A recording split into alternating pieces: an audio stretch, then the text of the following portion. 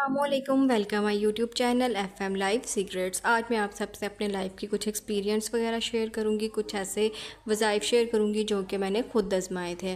देखिए, हमारी ज़िंदगी में हर किस्म की प्रॉब्लम्स वगैरह आती हैं, कभी कोई प्रॉब्लम कभी कोई प्रॉब्लम, ठीक है।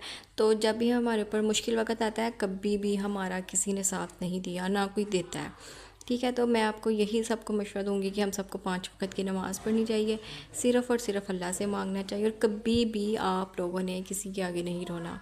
मतलब दोस्तों के आगे या किसी रिश्तेदार के आगे कोई भी आपकी हेल्प नहीं करता। थोड़ी देर के लिए आप लोगों को हौसला अफजाई दे देता है, बाद में वो आप लोगों के दूसरों के साथ जो है ना चुगली वगैरह करता है। तो आज मैं आपसे कुछ वजीफ़ा शेयर करूँगी जो आप लोग पढ़ेंगे, और आप यकीन माने, जब भी मैंने वो वजीफ़ा किया, जब भी मैंने वो नवाफिल पढ़े, ठीक 1 घंटे के बाद जो मेरी दुआ थी वो कबूल हो गई। तो मैंने सोचा क्यों ना मैं अपनी यूट्यूब फैमिली के साथ भी शेयर करूं। तो सबसे पहले आप मेरे चैनल को सब्सक्राइब कर दें, लाइक कर दें, शेयर कर दें, और साथ ही लगे हुए बेल के आइकन को प्रेस कर दें ताकि आपके पास चटपट वीडियोस आती रहें। अच्छा जी, हम वजीफ़े की तरफ जाते हैं। तो मगरिब के टाइम आपने नमाज़ पढ़ लेनी है। नमाज़ पढ़ने के बाद आपने नवाफिल अदा करने हैं। 2 नफल आपने पढ़ने हैं सलातुल हाजत के। उसके बाद आप लोगों ने पहली रकात में सूरत फ़ातिहा के बाद आप लोगों ने आयतुल कुर्सी पढ़नी है, सूरत कौसर नहीं पढ़नी। उसके बाद आपने नमाज़ वैसी ही पढ़नी है। दूसरी रकात में आपने सूरत इखलास पढ़नी है, ठीक है।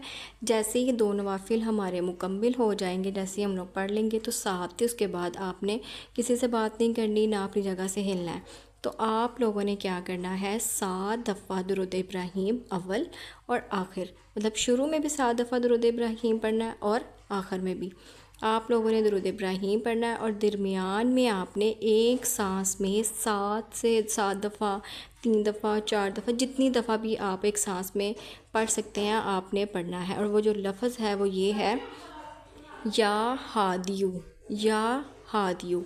आपने इस लफ्ज़ को पढ़ना है अव्वल आखिर दुरूद इब्राहीम, और दरमियान में आपने एक सांस में या हादियू पढ़ना है।